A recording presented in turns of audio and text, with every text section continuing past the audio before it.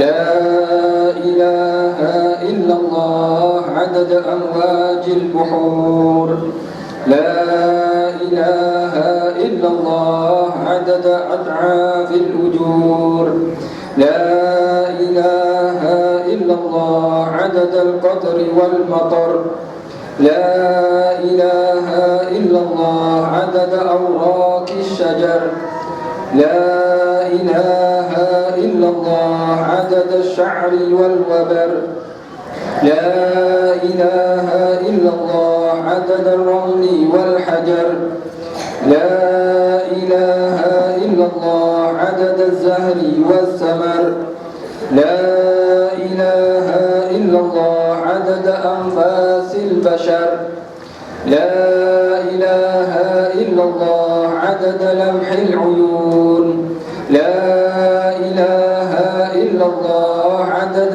ما كان وما يكون لا إله إلا الله تعالى عما يشركون لا إله إلا الله خير مما يجمعون لا إله إلا الله بالليل إذا عسعس لا إله إلا الله في الصبح إذا تنفس لا إله إلا الله عدد الرياح في البرار والصخور لا إله إلا الله من يومنا هذا إلى يوم ينفخ في الصور لا إله إلا الله عدد خلقه أجمعين لا إله إلا الله من يومنا هذا إلى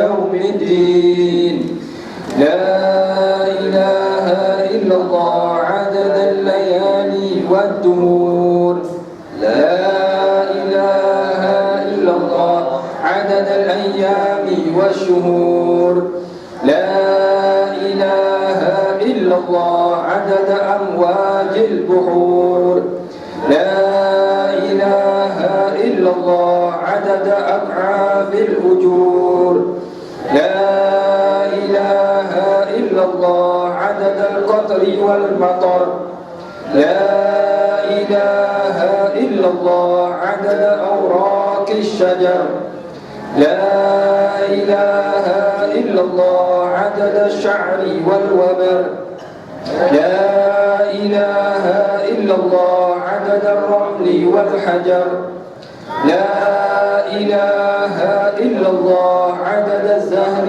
والثمر لا إله إلا الله عدد أنفاس البشر لا إله إلا الله عدد لمح العيون لا إله إلا الله عدد ما كان وما يكون لا إله إلا الله تعالى عما يشركون لا إله إلا الله خير مما يجمعون لا إله إلا الله بالليل إذا عسعس لا إله إلا الله في الصبح إذا تنفس لا إله إلا الله عدد الرياح في البرار والصخور لا إله إلا الله من يومنا هذا إلى يوم ينفخ في الصور لا إله إلا الله عدد خلقه أجمعين لا إله إلا الله من يومنا هذا إلى يوم الدين لا إله إلا الله عدد الليالي والدهور لا إله إلا الله عدد الأيام والشهور لا إله إلا الله عدد أمواج البحور لا إله إلا الله عدد أضعاف الأجور لا إله إلا الله عدد القطر والمطر لا إله عدد أوراق الشجر لا إله إلا الله عدد الشعر والوبر لا إله إلا الله عدد الرمل والحجر لا إله إلا الله عدد الزهر والثمر لا إله إلا الله عدد أنفاس البشر لا إله إلا الله عدد لمح العيون لا إله إلا الله عدد ما كان وما يكون لا إله إلا الله تعالى عما يشركون لا إله إلا الله خير مما يجمعون لا إله إلا الله بالليل إذا عسعس لا إله إلا الله بالصبح إذا تنفس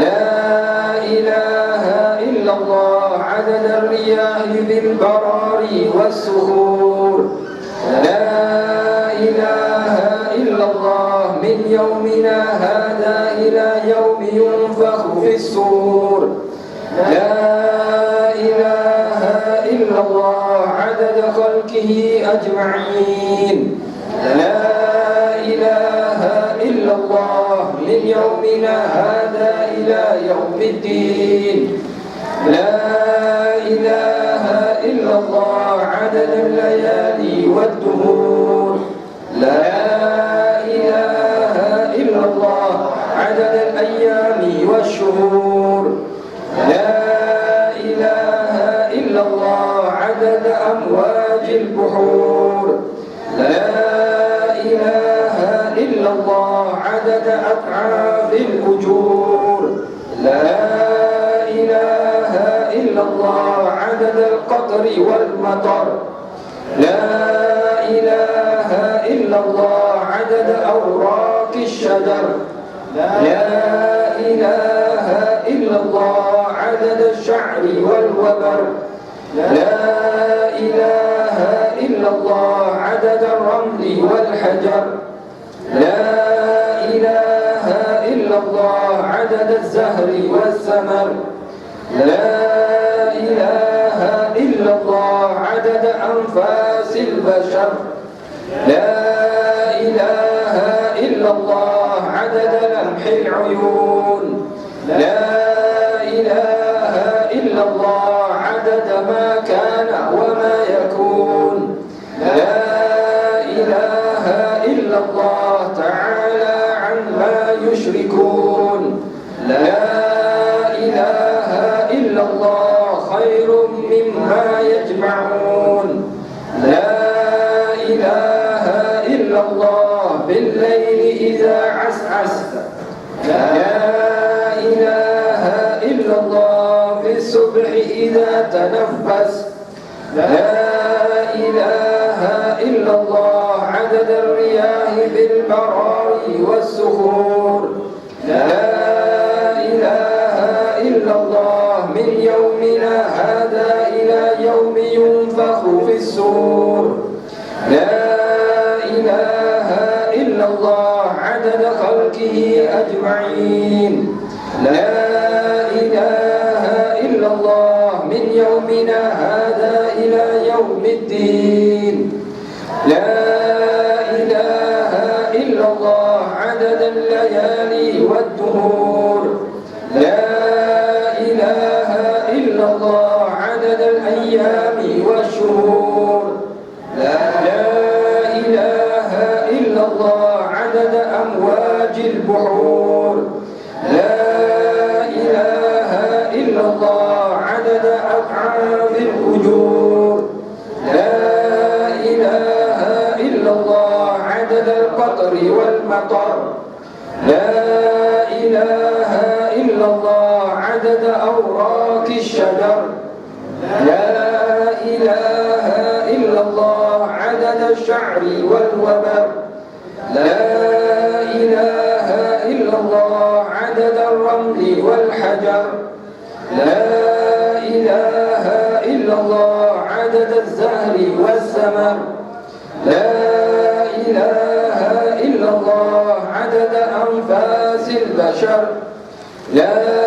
إله إلا الله عدد لمح العيون لا إله إلا الله عدد ما كان وما يكون لا إله إلا الله تعالى عما يشركون لا إله إلا الله خير مما يجمعون لا إله إلا الله في الليل إذا عسعس لا إله إلا الله في الصبح إذا تنفس لا إله إلا الله عدد الرياح بالبراري والسهول لا إله إلا الله من يومنا هذا إلى يوم ينفخ في الصور لا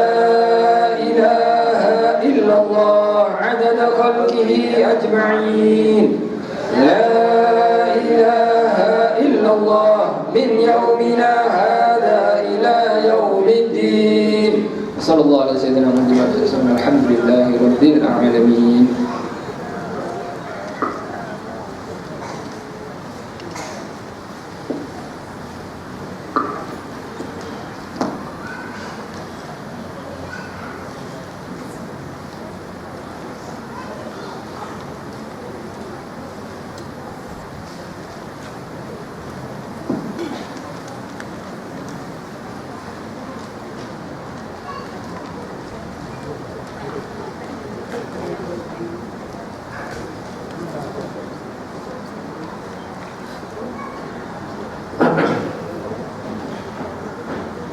Assalamualaikum warahmatullahi wabarakatuh. Alhamdulillahi rabbil alamin. Wassalatu wassalamu ala asyrafil mursalin Sayyidina Muhammad bin Abdullah Rasulil amin wa ala alihi wa sahbihi ajma'in. Subhanaka la ilma lana illa ma 'allamtana innaka antal alimul hakim. Ishrah li sadri wa yassir li amri wahlul 'uqdatam min lisani yafqahu qawli. وبيسر ولا تعسر ولتجد الخير والعافية.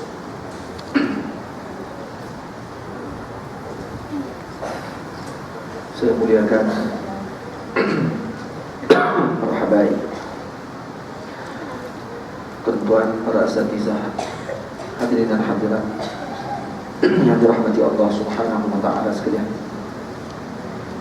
Pertamanya kita memanjatkan tinggi syukur kepada Allah Subhanahu wa taala karena dengan limpah izin kurnia daripada Allah dapat sama-sama kita berkumpul pada malam ini, pada malam bulan yang diberkati oleh Allah Subhanahu wa taala, pada malam yang Allah Subhanahu wa taala baginda Nabi kita Muhammad sallallahu alaihi wasallam memuliakan dan mengagungkan hari-hari dan malam pada permulaan Zulhijjah. Bacaan yang dibacakan oleh kita sebentar tadi dipimpin oleh Fadil Ustaz disebut oleh Al-Imam At-Tabarani radhiyallahu ta'ala anhu. Siapa yang membaca doa ini, La ilaha illallah, yang disebutkan tadi sampai kepada akhirnya sebanyak 10 kali pada setiap hari sepanjang Zulhijjah sehinggalah 10 Zulhijjah, maka diampunkan dosanya oleh Allah Subhanahu wa taala yang terdahulu dan yang akan datang. Jadi lazimkan dengan zikir tersebut, dengan doa tadi, La ilaha illallah adadal layali wal nubuh, sampai kepada akhir yaumina hadza ila yaumiddin. Dan berdoa dengan doa yang disebutkan ini, kita menyebutkan dengan adat ataupun bilangan yang tidak tentu, telah kita sebut secara umum. Kalau dibaca di sini, La ilaha illallah adadal ayyami wasyuhur, La ilaha illallah sebanyak hari-hari dan bulan-bulan. La ilaha illallah adada amwajil buhur, sebanyak buih-buih yang ada di lautan. La ilaha illallah adada layali wad duhur, maksudnya sebanyak hari, malam dan juga hari.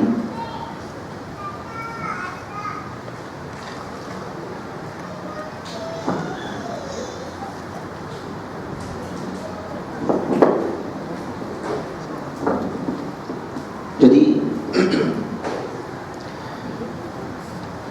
dijawab oleh Syekhina Al-Allamah Syekh Muhammad Zakiuddin Ibrahim rahimahullah ta'ala, Raid Ashirah Muhammadiyah di Misra, dan dia salah seorang daripada kibar ulama Al-Azhar Al-Syarif, menyebutkan tentang bacaan zikir yang disertakan dengan bilangan yang tidak ditentukan dengan beberapa bilangan, seperti yang disebutkan dalam zikir ini, dalam selawat, dalam doa yang dibacakan. Begitu juga kalau tuan-tuan buka dalam Dalailul Khairat karangan Al-Imam Al-Jazuli radhiyallahu anhu, sama Allahumma salli ala Sayyidina Muhammad adad ar-rish, sebanyak bulu-bulu yang ada di tubuh badan manusia dan jin daripada permulaan kejadian sampai ke akhir kejadian. Berapa banyak? Jadi satu selawat tersebut seakan-akan merangkumi jutaan, triliun, malah tidak ada bilangan yang tertentu, yang sangat banyak dengan satu bacaan.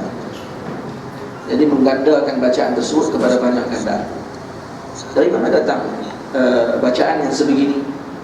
Ada dalilnya daripada hadis Nabi SAW. Bacaan Nabi SAW di dalam tahiyyat, kama sallaita ala Ibrahim wa ala ali Ibrahim, yang didoakan oleh Nabi, Allahumma salli ala Sayyidina Muhammad wa ala ali Sayyidina Muhammad kama sallaita ala Ibrahim wa ala ali Ibrahim, seperti mana yang engkau selawatkan kepada Sayyidina Ibrahim dan keluarga Ibrahim alaihissalam. Seperti mana? Ada berapa banyak? Tak tahu. Berapa banyak bilangan? Tak tahu. Kan itu disebut dalam hadis. Bacaan tadi ada dengan seperti banyaknya ini, seperti banyaknya ini.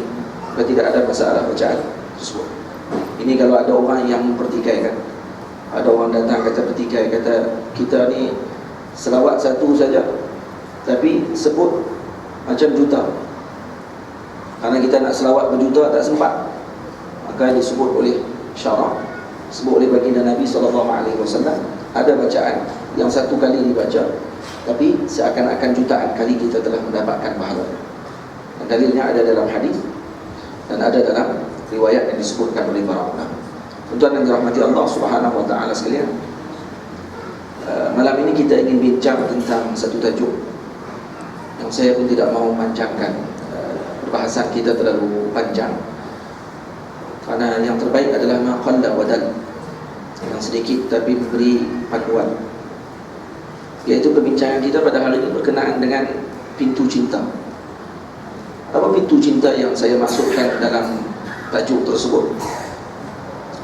Iaitu pintu yang menyampaikan kita kepada Allah Subhanahu wa ta'ala, pintu yang menyampaikan kita kepada mahabbatullah, kasihkan Allah Subhanahu wa ta'ala. Apa pintu yang paling hampir? Karena pintu-pintunya banyak. Untuk sampai kepada Allah Subhanahu wa ta'ala banyak pintu.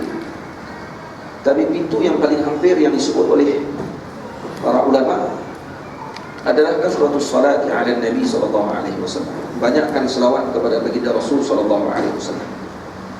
Kenapa banyak selawat kepada Nabi menjadi pintu utama untuk sampai kepada Allah?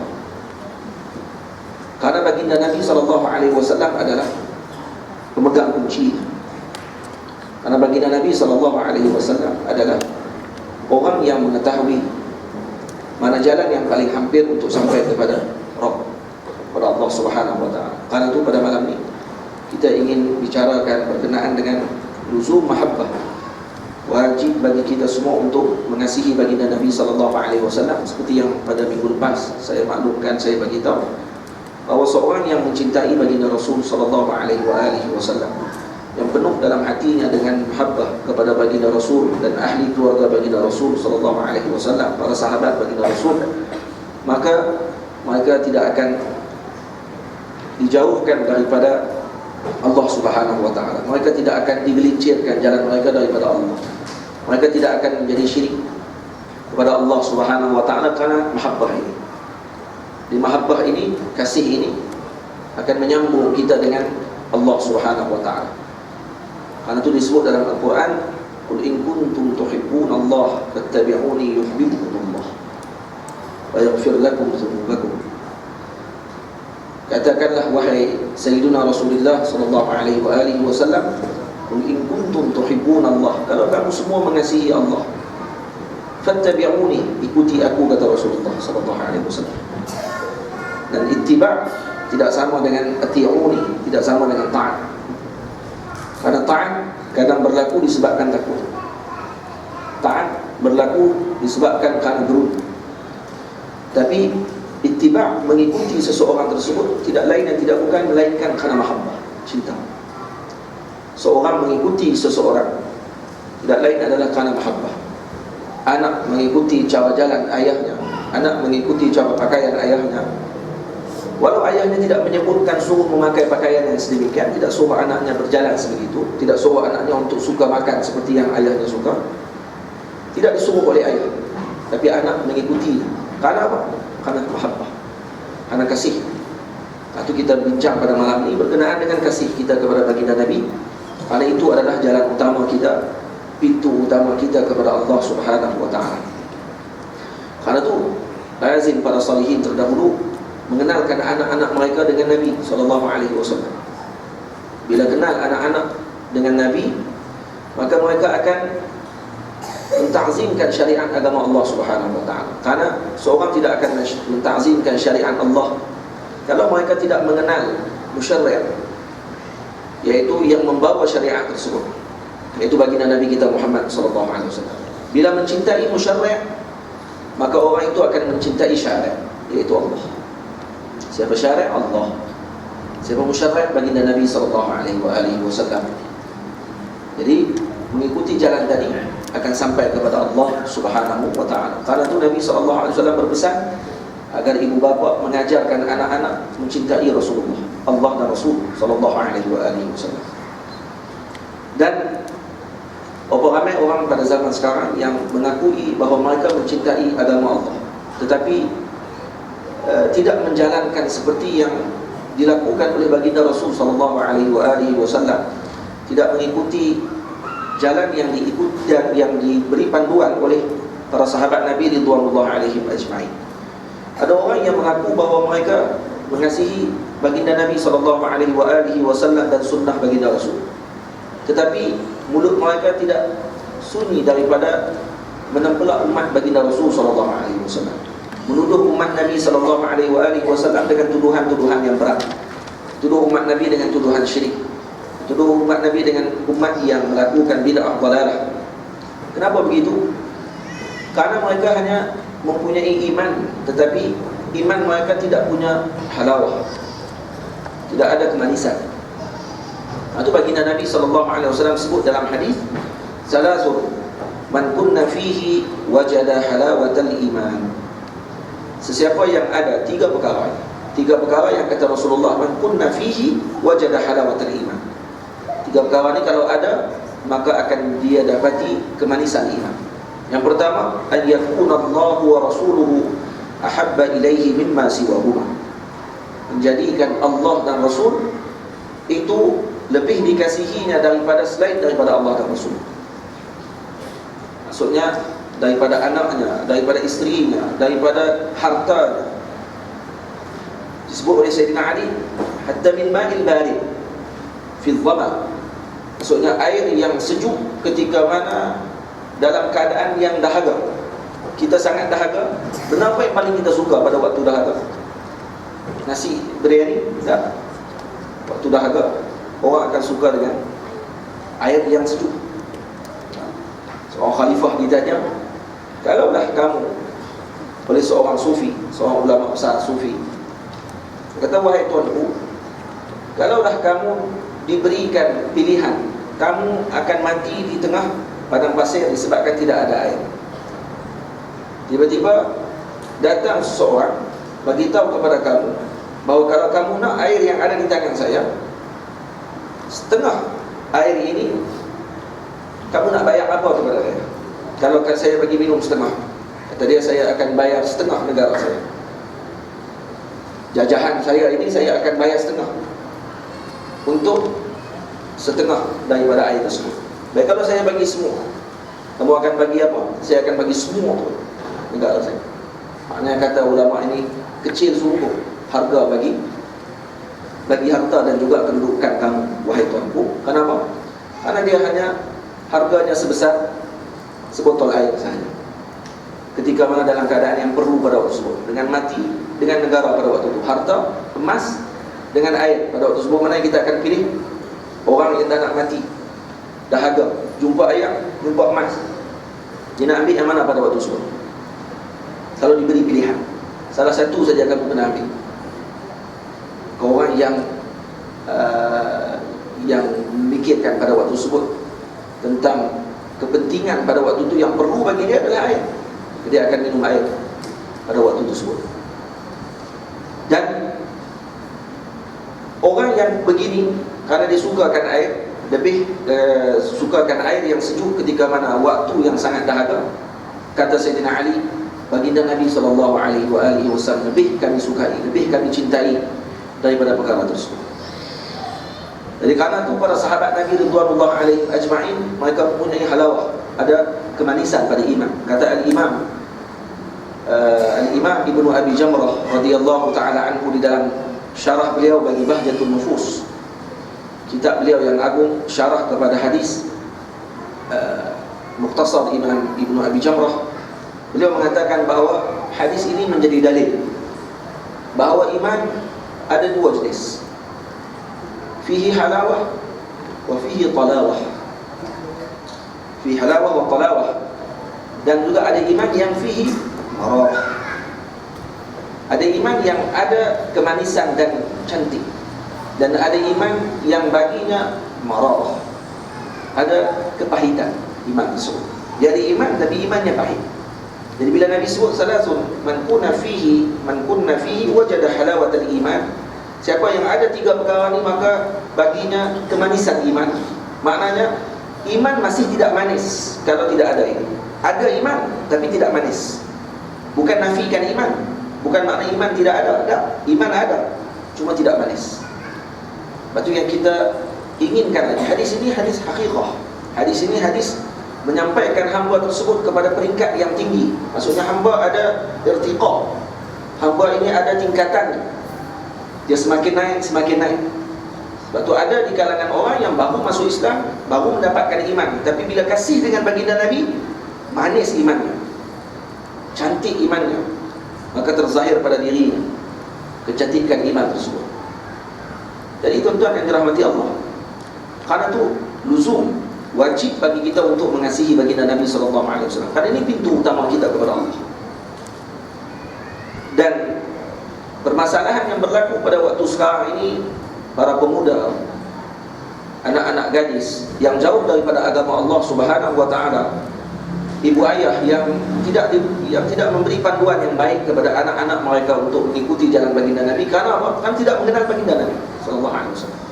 Kan tidak kenal Rasulullah, tidak kenal Nabi dengan sebenar pengenalan. Al-Imam Al-Ghazali rahimahullah mengatakan wajib bagi para ibu bapa ketika mana anak mereka telah sampai kepada hadid tamyiz, iaitu sampai kepada peringkat mumayyiz. Apa makna tamyiz? Yakni yang boleh membezakan. Baik, apa dia punya dhawabit? Dhawabit bagi tamyiz apa? Ulama kata berbeza-beza. Ada sebahagian mengatakan yang boleh mengenal tangan kanan dan kiri. Kalau tanya mana kanan, mana kiri, maka ada minal mumayyiz. Jadi orang mumayyiz. Ada yang kata kalau boleh basuh najis dengan tangannya sendiri. Ada yang kata dah boleh makan dengan tangannya sendiri. Tak perlu suap, boleh makan sendiri dah. Nah, Dan haddu tamyiz pada waktu sekarang, kadang-kadang pada anak-anak kecil kita ni lebih cepat memayiznya daripada orang yang terdahulu. Dengan zaman gadget yang ada sekarang ni, dengan handsetnya dan sebagainya, mereka kemungkinan lebih cepat untuk mengenal perkara tersebut dibandingkan dengan orang dulu. Kemungkinan umur 5 tahun dah tamyiz pada waktu tersebut. Dan apa kewajipan bagi ayah dan ibu kepada anak-anak mereka ketika mana ingin membesarkan anak tersebut, seperti yang disebutkan oleh Al-Imam Abdullah bin Saudan rahimahullah ta'ala dalam kitab beliau yang mensyarahkan kitab Al-Imam Ar-Ramli rahimahullah. Dia mengatakan bahawa Imam Al-Ghazali rahimahullah menyebut di dalam kitabnya Ihya Ulumuddin bahawa wajib bagi ibu dan ayah tersebut mengenalkan anak-anak tadi kepada ibu bapa tadi mengenalkan kepada anak-anaknya tentang Allah, menyebutkan tentang sifat-sifat Allah Ta'ala yang mudah untuk anak tadi memahami. Yang kedua, mengenalkan anak tersebut tentang baginda Nabi SAW. Bagi tahu bahawa Nabi Muhammad itu Muhammad ibn Abdullah ibn Abdul Muttalib ibn Abdi Manaf ibn Hisham. Disebutkan begitu, cukup setakat itu tidak apalah. Kemudian kata beliau, kenalkan pula baginda Nabi dilahirkan di Makkah Al-Mukarramah, diwafatkan oleh Allah di Madinah Al-Munawwarah, dan baginda Nabi SAW mempunyai beberapa orang anak, mempunyai beberapa orang isteri, dan ceritakan tentang akhlak baginda Nabi yang mampu diterima oleh budak tersebut ketika umurnya sebagai kefahaman kepadanya. Maksudnya itu perkara pertama yang perlu disampaikan oleh ibu dan ayah kepada anak mereka. Bukan dikenalkan ibu anak-anak mereka dengan Mickey Mouse, dengan apa, Batman, Superman, Iron Man dan sebagainya. Itu lebih mereka kenal. Figura-figura ini mereka lebih kenal.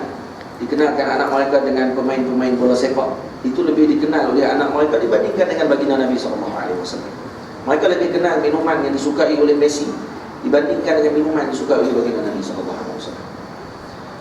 Ini betapa jauh didikan para ulama, para salihin terdahulu. Mereka melahirkan anak mereka dengan tujuan untuk anak mereka ini menjadi kekasihnya baginda Rasul SAW. Maka mereka akan menyusun perjalanan hidup anak ini, moga-moga benar menjadi qurratu a'yun, menjadi penyejuk mata kepada baginda Nabi SAW. Tuan semua, dalam kitab yang saya baca ni, iaitu kitab Al-Imam Qadhi Iyad radhiyallahu ta'ala anhu, kitab yang sangat agung, Asy-Syifa bi Ta'rifi Huquqil Mustafa, disebutkan tentang kisah-kisah orang-orang yang mengasihi baginda Nabi SAW. Hari ini kita nak dengar 2-3 cerita kenaan dengan para sahabat Nabi yang moga kita dapat mengambil contoh daripada mereka, kerana mereka telah melalui pintu tersebut. Kita malam ni nak tahu pintu cinta. Mereka dah lalu dah pintu tadi, dah masuk dah ke dalam taman. Mereka dah masuk ke dalam mahligai, melihat dan mengecapi apa yang nikmat yang mereka telah dapatkan. Hari ini kita nak melalui pintu mereka, kita nak melalui jalan yang mereka lalui.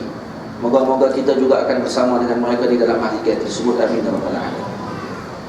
Tuan-tuan, ada seorang lelaki di kalangan para sahabat Nabi, namanya Sayyidina Thawban radhiyallahu ta'ala anhu. Sayyidina Thawban adalah salah seorang daripada orang yang berkhidmat kepada baginda Rasul. Ramai orang yang berkhidmat kepada Rasul sallallahu alaihi wasallam, antaranya Thawban.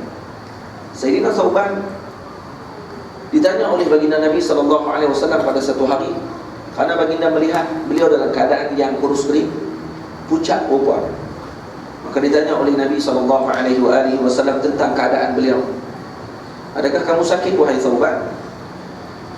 Maka Sayyidina Thawban radhiyallahu ta'ala anhu mengatakan bahawa, ya Rasulullah, la anta ahabbu ilayya min ahli wa mali. Rasulullah, kamu itu lebih saya kasihi daripada keluarga aku dan harta. Wa inni la adhkuruka fama asbiru hatta aji'a fa anzuru ilayka. Ya Rasulullah, saya ketika mana mengingati kamu, ya Rasulullah, saya ingat kamu. Ini hamba khadamnya Rasulullah yang setiap hari bersama dengan Rasulullah pun mengatakan bahawa, ya Rasulullah, bila saya teringat kamu, ya Rasulullah, saya tidak sabar. Saya tidak sabar, fama asbiru hatta aji'a fa anzur ilaika. Sehinggalah saya datang dan melihat kamu ya Rasulullah. Bila saya tengok kamu saya, alhamdulillah, rasa tenang hati saya. Maksudnya Rasulullah menjadi penenang hati mereka. Tuan-tuan, cinta ini tidak akan dapat, perasaan ini tidak akan sampai melainkan kepada orang yang benar kasih dengan Nabi SAW.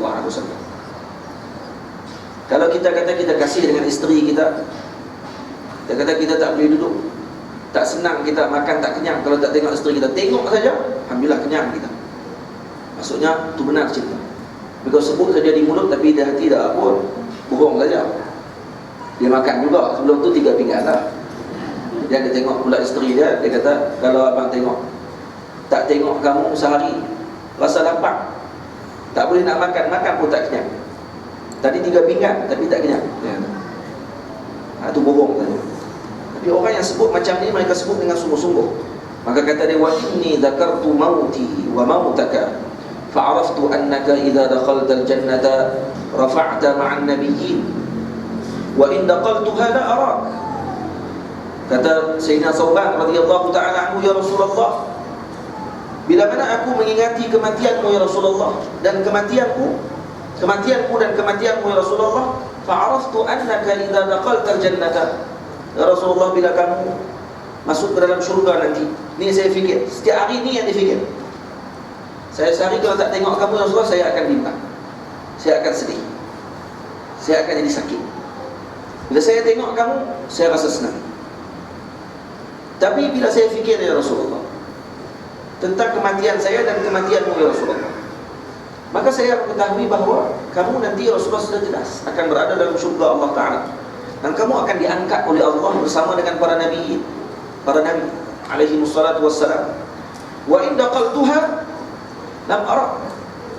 Kalau saya masuk syurga ya Rasulullah, saya tak tengok kamu ya Rasulullah. Saya bukan nabi, saya bukan rasul, dan kedudukan saya sudah tentu tidak sama dengan kamu ya Rasulullah. Dalam riwayat yang lain disebut oleh Sayyidina Thawban, kalau saya masuk syurga denganmu ya Rasulullah, alhamdulillah. Kalau saya tidak masuk syurga ya Rasulullah, maka saya tidak akan melihat kamu lagi sampai bila-bila ya Rasulullah. Ini kebimbangan para sahabat Nabi radhiyallahu alaihim ajma'in. Kebimbangannya bukan masuk syurga atau tidak, kebimbangannya melihat Nabi atau tidak. Kebimbangan pada dirinya sebenarnya bukan masalah masuk syurga ataupun tidak, kebimbangannya tidak melihat Nabi sallallahu alaihi wasallam.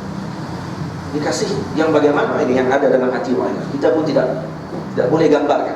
Mereka orang yang dipenuh dalam hati mereka ini dengan iman, dengan nur, dengan halawah, dengan kemanisan dalam hati mereka kepada Nabi sallallahu alaihi wasallam. Maka baginda Nabi diam, tidak menjawab. Karena persoalan ini persoalan besar. Persoalan kasih ini persoalan besar. Maka Nabi tidak menjawab. Tuan-tuan, siapa yang jawab? Allah yang jawab. Jawapan daripada Allah Subhanahu wa ta'ala ini menjadi bukti bahawa yang disebut oleh Sayyidina Thawban dan sebahagian sahabat yang mengatakan juga sedemikian, memberi maksud bahawa yang disebut oleh mereka bukan hanya halwa di mulut mereka, bukan hanya untuk menyedapkan hati baginda Nabi SAW, bukan untuk memuja-muja Nabi dengan untuk mendapatkan kedudukan dunia di sisi Nabi SAW. Tidak. Malah mereka menyebutkan tadi daripada pening hati mereka bahawa mereka benar kasih dengan baginda Nabi SAW. Maka turun ayat Allah Subhanahu wa ta'ala, wa man yuti'illaha war rasul fa ulaika ma'al ladzina an'ama Allahu 'alaihim minan nabiyyin was-siddiqin wasyuhada'i was-salihin wa hasuna ulaika rafiqa. Turun ayat Rasul. Barang siapa yang mentaati Allah dan Rasul, maka mereka ini nanti akan bersama dengan kelompok yang diberi nikmat oleh Allah ke atas mereka di kalangan para nabi, di kalangan para siddiqin, di kalangan para syuhada dan para salihin, dan itulah sebaik-baik teman bagi mereka. Dan semua Allah yang jawab, bukan Nabi yang jawab. Maknanya Allah mengiktiraf cintanya para sahabat Nabi kepada baginda Nabi SAW, dan yang mereka sebutkan tadi bukan daripada lidah sahaja, tetapi daripada hati mereka. Sebab itu tuan-tuan yang dirahmati Allah, kalau kita tengok kasihnya mereka kepada baginda Nabi SAW, ini tidak akan dapat untuk kita hadir melainkan karena mereka mengenal baginda Nabi dengan sebenar pengenalan. Itu iman yang kita sebutkan di mulut kita, la ilaha illallah, Muhammadur Rasulullah, itu tidak akan mampu dilakukan praktikalnya melainkan setelah mengenal baginda Nabi SAW dengan sebenar-benar. Atau sunnah para salihin terdahulu, mereka akan mengenalkan terlebih dahulu kepada umat tentang Nabi, kemudian dikenalkan tentang syariat. Maka umat akan mentakzimkan syariat, umat akan mengagungkan syariat. Kenapa? Karena mereka mengenal yang membawa syariat tersebut. Umat sekarang mempertikaikan syariat. Kenapa? Karena mereka tidak mengenal yang membawa syariat. Karena mereka mengenal yang membawa syariat dan mereka mengenal pewaris yang membawa syariat tersebut, maka mereka tidak akan pertikai syariat ini. Maka tidak akan ada fahaman-fahaman izm-izm yang pelik-pelik, secularism, Allahumma salli ala pragmatism, faham-faham izm yang menjauhkan etism, yang sampai meninggalkan agama Allah Subhanahu wa taala, ini tidak akan ada. Kenapa ada perkara ini? Tidak mengenal Rasulullah sallallahu alaihi wasallam. Itu ubat ampuh bagi umat. Ubat yang paling ampuh untuk menjaga umat adalah Rasulullah. Faham tak? Dalam Al-Quran Allah Ta'ala sebut apa? Wa ma kunna mu'azzibin wa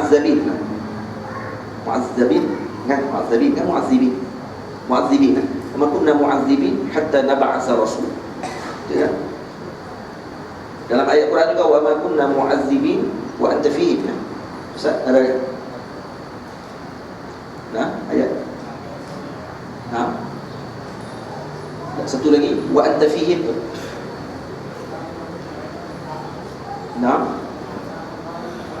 Wa ma kana Allah liyu'adzibahum wa anta fihim. Allah Subhanahu wa taala tidak akan mengazab kalian yu'adzibahum wa anta fihim. Anta fihim yakni Rasulullah sallallahu alaihi wasallam selagi mana berada dengan umat tersebut, tidak akan disiksa umat tadi. Apa makna hadis? Apa makna ayat ini? Makna ayat ini, kalau Nabi SAW sentiasa berada dengan umat, di dalam hati mereka, umat ini tidak akan disiksa oleh Allah.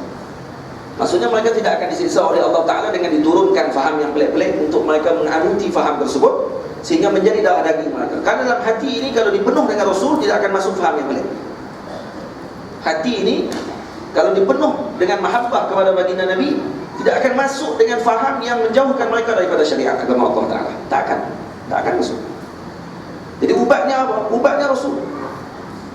Karena itu kata para ulama, ayat tadi wa kana Allah yu'adzibahum wa anta fihim, dengan makna Allah tidak akan menyiksa umat tersebut, tidak akan mengazab umat tadi kalau kata baginda Nabi sentiasa bersama dengan mereka, kalau sunnah baginda Rasul sentiasa diamalkan bersama dengan mereka. Dan ayat tersebut tuan-tuan, Allah Ta'ala sebut secara umum, tidak sebut dengan makna kalau kamu hidup dengan mereka. La, wa anta fihim. Dia tak sebut wa anta hayyun ma'ahum. Kamu hidup bersama dengan mereka saja, mereka akan selamat. Kalau kamu mati, mereka tak tentu selamat. Tak. Disebut ayat ini umum, mutlak. Wa anta fihim. Maksudnya Nabi sentiasa dengan kita. Faham tak? Ini ubatnya. Orang tanya kepada kita, apa ubat untuk menyelamatkan faham yang pelik pada zaman sekarang? Tidak ada jawapan yang lain, satu sahaja, Rasulullah SAW. Tuan-tuan yang dirahmati Allah, dalam riwayat dari Imam Ibnu Ishaq, beliau mengatakan bahawa seorang perempuan daripada Ansar telah wafat bapaknya, saudaranya, suaminya pada peperangan Uhud. Perempuan ini wafat orang-orang yang penting dalam hidup, ayahnya, abangnya, adiknya, suaminya wafat dalam peperangan Uhud, syahid. Maka bila mana selesai peperangan Uhud, beliau berkata, waktu ketika tentera pulang daripada Uhud sampai ke Madinah Al-Munawwarah, Madinatul Nabi, maka perempuan ini keluar bersama dengan orang ramai menyambut tentera baginda Nabi SAW. Maka beliau berkata, ma fa'ala Rasulullah SAW. Bagaimana keadaan Rasulullah? Rasulullah bagaimana sekarang? Tuan-tuan tahu, dia dah tahu kata ayahnya, saudaranya, suami dia mati, syahid. Tapi dia tak tanya semua. Yang dia tanya mula-mula adalah Rasulullah. ma fa'ala Rasulullah sallallahu alaihi wasallam? Maka orang ramai menjawab, khairan huwa bihamdillah kama tuhibbin. Maksudnya, alhamdulillah, baik, Rasulullah baik seperti yang kamu sukai. Jadi kata perempuan ni, arinihi, tunjuk saya nak tengok Rasulullah, baru saya tahu betul ataupun tidak yang kamu sebut. Hatta anzura ilaih.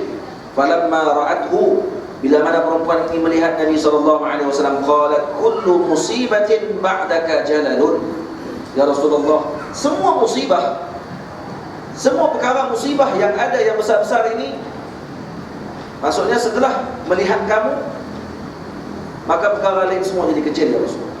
Musibah apa yang besar macam mana pun tidak akan menyamai musibah kalau kehilanganmu, ya Rasulullah. Maksudnya musibah apa pun semua jadi kecil.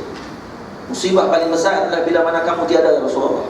Jadi wanita ini memahami bahawa musibah yang akan berlaku, musibah yang akan masuk ke dalam hati umat ini, yang besarnya adalah bila mana Rasulullah dijauhkan daripada mereka. Mereka lebih mengingat tentang dunia mereka. Untuk saya sebut ni bukan makna saya telah sampai kepada peringkat, tidak. Saya sebut ni sebagai peringatan kepada diri saya sendiri, untuk kita sampai ke tempat tersebut.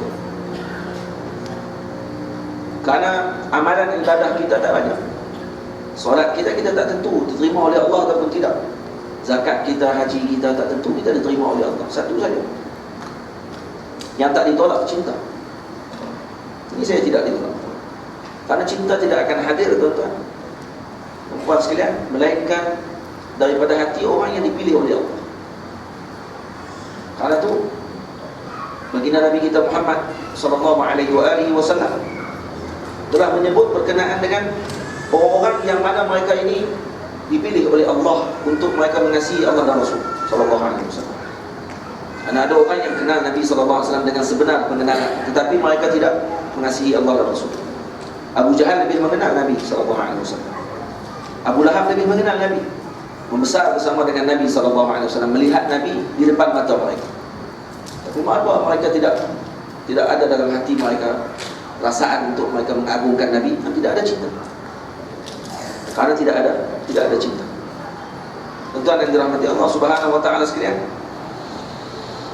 Sayyidina Abdullah bin Umar radhiyallahu taala anhuma ketika mana sakit kaki, faqila lahu, dikatakan kepada beliau, uzkur ahabban nas ilaik, ingatlah orang yang paling kamu kasih. Siapa orang yang paling kamu kasih, ingat pada waktu sekarang. Yazul anka, maka akan hilang sakit kakimu ni. Kata ulama, kalau ada orang sakit kaki sambil urut kaki, sebut perkataan ini. Disebut oleh Al-Imam Nawawi rahimahullah dalam Al-Adhkar. Disebut oleh dalam riwayat-riwayat yang lain, disebut oleh Al-Imam Ibn Sunni dalam kitab beliau Amal Yaum wal Lailah. Kata beliau, terus Sayyidina Abdullah bin Umar menjerit, ya Muhammadah, wahai Muhammad. Sebut tu terus. Maksud sebut. Kawan yang main nak urut kaki ni, bila tengok sakit kaki Sayyidina Abdullah bin Umar, maka kata beliau kepada Sayyidina Abdullah bin Umar, kalau kamu nak lega sakit kaki ni, sebut nama orang yang paling kamu kasih. Siapa yang kamu paling kasih? Tak ada orang dalam otak daripada Rasulullah melainkan Rasulullah. Maka disebut, ya Muhammadah, tasyarab. Maka tu kakinya boleh digerakkan, bergerak kakinya pada waktu tersebut. Ada seorang perempuan datang kepada Sayyidatuna Aisyah radhiyallahu taala anha, diriwayatkan oleh Al-Imam Qadhi Iyad. Maka kata beliau kepada Sayyidatuna Aisyah radhiyallahu taala anha, ikshifi li qabra Rasulillah sallallahu alaihi wasallam, tolong tunjukkan aku di mana kubur Rasulullah sallallahu alaihi wasallam. Fakashafathu, maka Sayyidina Aisyah radhiyallahu anha membuka ataupun menunjukkan kepadanya di mana makam baginda Nabi laha, kepada perempuan tersebut. Fabakat hatta matat, menangis beliau sampai wafat. Menangis dia sampai mati karena kasihkan Nabi SAW. Itu ada orang dia jadi pelik, macam mana ni pergi ke makam Nabi sampai mati gini gimana? Karena cinta. Cinta ni tidak ada mi'yar, dia tidak ada had. Itu kasih kita kepada Nabi SAW ni, kasihlah dengan sekasih-kasihnya. pujilah Nabi dengan sepuji-pujinya. Maksudkan jangan berlebih-lebihan tersebut, jangan sampai kata Nabi Tuhan. Dan alhamdulillah umat Nabi terjaga daripada perkara tersebut, tidak mengatakan Nabi Tuhan. Alhamdulillah. Dan Nabi dijaga oleh Allah daripada umatnya menyebutkan yang sedemikian. Jadi tak perlu dibimbangi perkara tadi. Ini yang dilakukan. Sayyidina Khalid ibn Ma'dan rahimahullahu ta'ala, seorang tabi'in, beliau setiap kali ingin tidur, maka beliau akan menyebutkan kerinduan beliau kepada Rasulullah sallallahu alaihi wasallam. Dia akan sebutkan kerinduan beliau kepada sahabat Rasulullah di kalangan Muhajirin dan Ansar. Dan dia menyebutkan pula nama-nama para sahabat tersebut sebelum tidur. Dan beliau mengatakan, hum asli wa fasli wa ilaihim yahinnu qalbi, qala syauqi ilaihim fa'ajjil rabbi qabdi ilaik. Sampai dia minta kepada Allah, ya Allah, tarik nyawaku ya Allah, cepat-cepat, moga aku sempat, moga aku nanti boleh bertemu dengan mereka nanti ya Allah. Disebut ini doa dia, fa'ajjil rabbi qabdi ilaik hatta yaghlibahun naum, sehinggalah dia tidur. Jadi sebelum tidur, duduk baring, sebut yang itu dulu. Rindu dia dengan Rasulullah, rindu dia dengan sahabat Rasulullah sallallahu alaihi wasallam. Disebut pula nama sahabat-sahabat yang dia rindu. Kemudian akhirnya dia kata, hum asli wa fasli. So, mereka ini adalah asli. Kalau asli maksudnya dalam riwayat sebutnya hum walidi. Hum walidi. Wa fasli, ataupun yang menyambungku dengan Allah. Pun boleh juga dengan riwayat dengan maksud yang sama. Dan kemudian sampai dia tertidur. Dan dia minta doa pula untuk dicabut nyawa pada waktu itu. Tak boleh kan minta doa bagi mati? Dan ulama makruh minta doa mati ni kecuali berpuasa. Dengan minta doa mati cepat, ya Allah matikan aku kerana hutang banyak ya Allah. Tidak, makruh. Sebab tak mau bayar hutang, lari dari orang, ada anak tak ada dah, maka minta mati cepat, orang selesai dia kata. Tak payah berbiar, tak payah jumpa ada orang yang nak kena bayar hutang tadi. Tapi kalau takut dengan fitnah dunia, seperti yang didoakan oleh Al-Imam Al-Ghazali, Al-Imam Al-Bukhari rahimahullah ta'ala dalam doa beliau ketika mana dihalang daripada masuk ke Bukhara dan takut dengan fitnah pada waktu tersebut yang terkena kepada beliau, maka beliau doa kepada Allah moga dicabut nyawanya dan wafat beliau setelah itu. Doanya mustajab. Dan doa mati di Makkah Madinah tak masalah, boleh. Doa kerana nak kasih dengan Nabi, nak bertemu dengan Nabi SAW secara cepat, ya, disebut dilakukan oleh Sayyidina Khalid bin Ma'dan. Tapi berapa ramai yang boleh doa macam tu tuan-tuan? Tak sanggup kita nak doa, kita rasa nak tengok lagi anak cucu kita. Kita rasa banyak lagi kerja kita nak kena buat. Rasa banyak lagi ni, tak cukup lagi ni dunia ni kita kecapi. Boleh tak malam ni nanti doa tu, ya Allah tarik nyawa aku ya Allah nak bertemu dengan Rasulullah. Tak sanggup kita. Walaupun cerita ni pun ada depan ni. Ni ada baca kitab ni, tak baca dia doa tu, takut tarik-tarik lagi pakai selesai dan kita tengok tak jumpa juga. InsyaAllah yakin kepada Allah Ta'ala, kasih kepada Nabi tidak akan dirugikan oleh Allah, kasih kepada Nabi tidak akan disia-siakan. Wallahi wa rabbi Ka'bah, tidak akan disia-siakan. Tuan-tuan yang dirahmati Allah, banyak sebab kata ulama alamat untuk kita kasih dengan Nabi. Panjang ni pun kita baca tadi pukul berapa tadi start ceramah, bukan start baca zikir. Tuan kira dengan zikir no. Start ceramah tak silap saya dah 10 lebih lah. Lebih lah lebih kurang lah 10.46 dah. Kalau betul itu maksudnya sejam dah kita cakap. Nak tahu betul tak betul kita cakap, tengok tangan ni, kamera tahu lah. Baik. Saya cerita sikit tuan-tuan. Antara alamat orang dikasih dengan Nabi banyak. Antaranya ialah dia akan menyukai apa yang disukai oleh Nabi SAW. Ini alamat orang yang kasih dengan Nabi. Alamat orang yang kasih dengan Rasulullah. Kata Imam Qadhi Iyad, antaranya mengasihi benda yang dikasihi oleh Nabi. Sama ada apa-apa yang berkait dengan Nabi, lebih-lebih lagi yang berkait dengan darah daging Nabi SAW, keturunan baginda Nabi SAW, para sahabat Nabi ridwanullah alaihim ajma'in di kalangan Muhajirin dan Ansar. dan mereka akan membenci dengan golongan yang membenci kelompok ini, dan mereka akan memusuhi kelompok yang memusuhi kekasih-kekasih Nabi SAW. Sebab tu Nabi SAW bila mana melihat Sayyidina Hasan dan Sayyidina Husain radhiyallahu ta'ala anhuma wa alaihim assalam, kata beliau, Allahumma inni uhibbuhuma fa ahibbahuma. Ya Allah, aku mengasihi kedua mereka ini, ya Allah, maka kasihilah mereka berdua, ya Allah. Maka kalau Nabi SAW sebut macam tu, selesai. Selesai, habis. Dan ada riwayat yang lain kata Nabi kepada Sayyidina Hasan, Allahumma inni uhibbuhu fa uhibbu man yuhibbu. Ya Allah, aku mengasihinya dan aku mengasihi orang yang mengasihinya.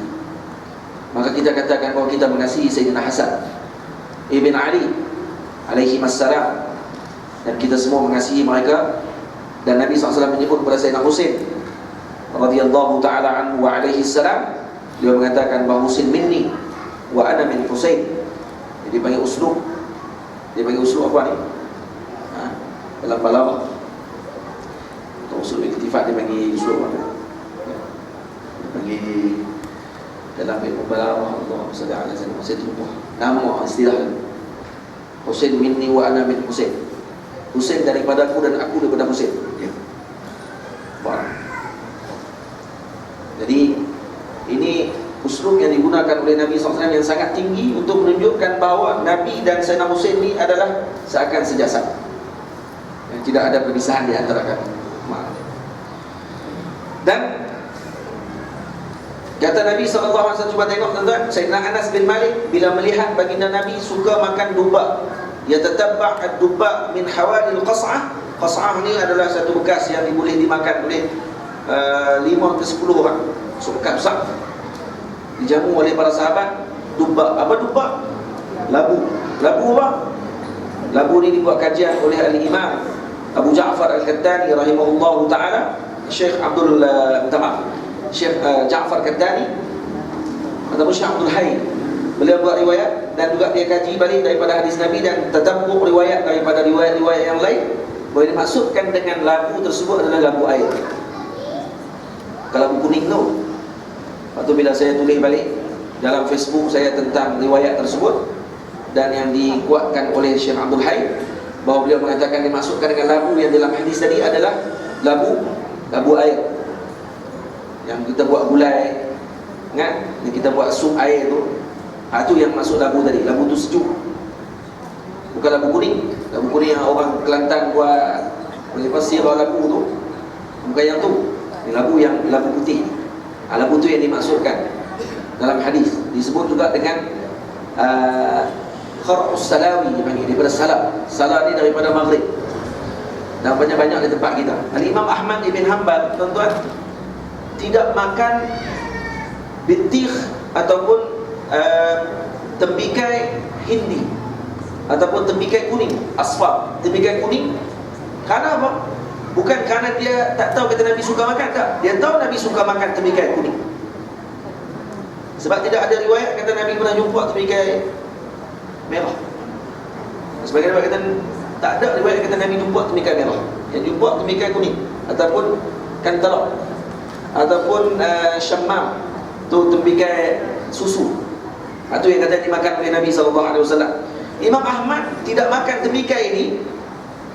Kenapa? Orang tanya kenapa tak makan? Karena dia kata, karena aku tidak tahu bagaimana Nabi makan. Macam mana Nabi makan buah tu, cara macam mana Nabi pegang, aku tak tahu, maka aku tak makan.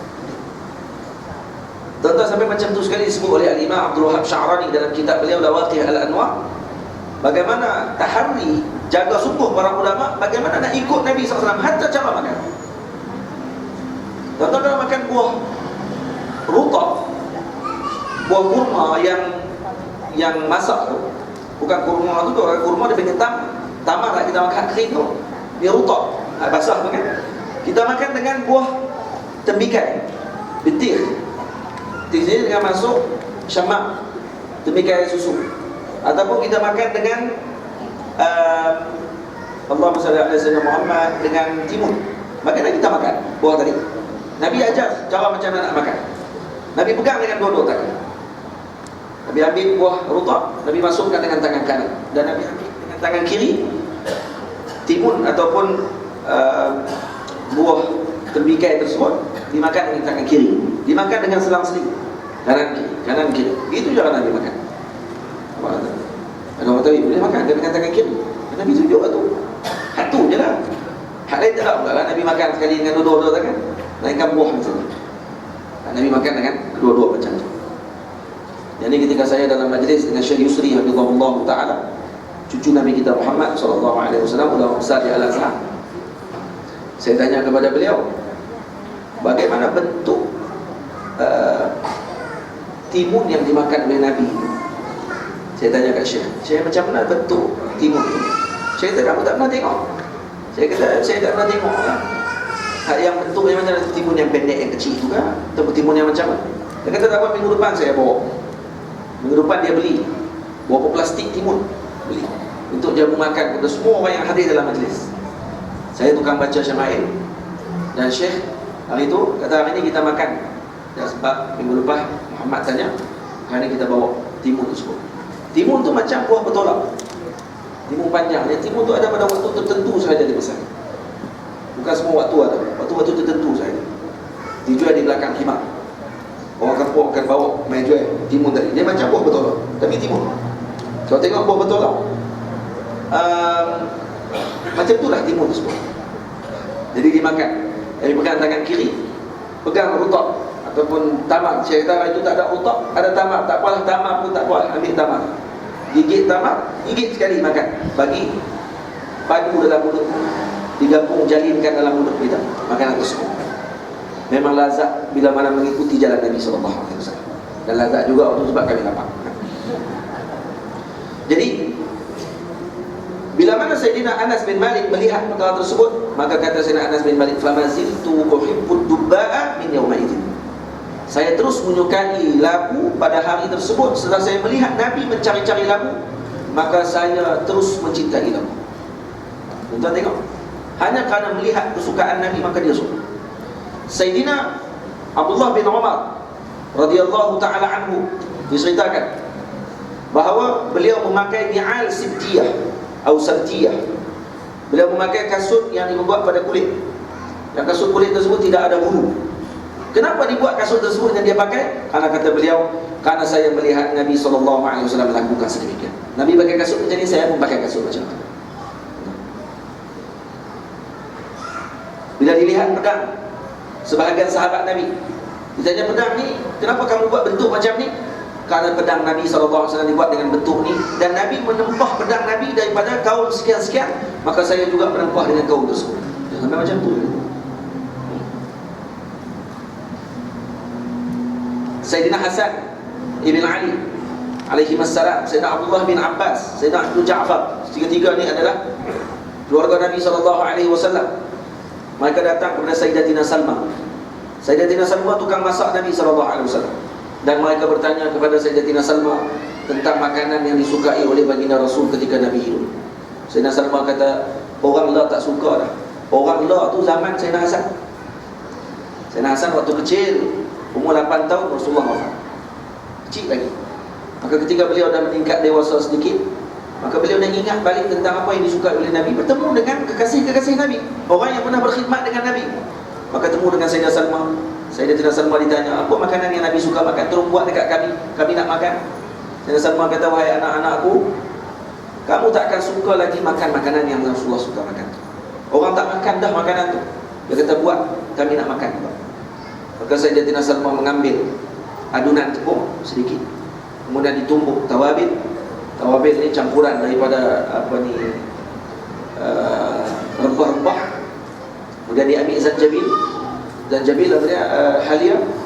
Tumbuk lagi sekali, tabur dalam tu, buah minyak sikit, kacang. Inilah yang Nabi suka makan. Tuan-tuan bayang makan apa tu. Dan kata ni yang paling Nabi suka, dan Nabi sangat gembira ketika makan tersebut. Cuba tuan-tuan try buat tengok. Ambil tepung balik, buah ayam sikit, kacang-kacang, bumbu minyak zaitun.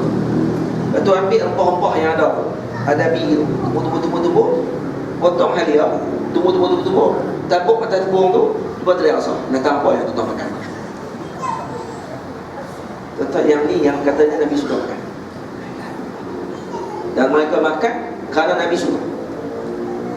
Kerana Nabi suka. Tuan yang dirahmati Allah Subhanahu Wa Taala. Sebab tu kasih ini tidak ada nilai. Kasih ini tidak ada mi'yar, tidak ada hadnya. Hatta sampai sekecil-kecil perkara tersebut pun diambil perhatian oleh para sahabat Nabi radhiyallahu anhum ajma'in. Karena apa? Karena mereka mengetahui bahawa inilah jalan kami untuk Allah.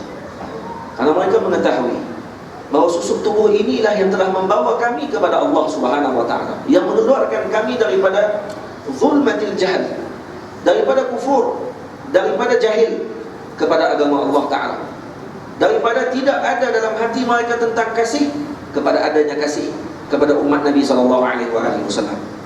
Maka kerana itu susuk tubuh ini perlu dikasih, kerana ini adalah pintu cinta kita. Ini adalah pintu kita kepada Allah Subhanahu Wa Ta'ala. Saya mohon ampun, maaf. Moga-moga Allah Ta'ala campurkan dalam hati kita kasih kepada baginda Nabi SAW, kasih kepada ahli keluarga baginda Nabi SAW, kasih kepada segala asbab yang membawa kita kepada baginda Nabi SAW. Karena inilah pintu yang menyampaikan kita dengan hampir kepada Allah. Karena inilah yang akan mendekatkan kita kepada Allah Subhanahu Wa Ta'ala. Dan inilah arahan daripada Allah kepada kita semua untuk kita mendekatkan diri kita melalui jalan baginda Nabi kita Muhammad SAW. Saya mohon ampun dan mohon maaf terpanjang bicara saya pada malam ini. Moga Allah Ta'ala berikan kepada kita panduan sehinggalah kita bertemu dengan baginda Nabi SAW kelak bersama dengan para sahabat Nabi radhiyallahu anhum ajma'in. Aqul qawli hadza astaghfirullahal azim li wa lakum. Assalamualaikum warahmatullahi wabarakatuh.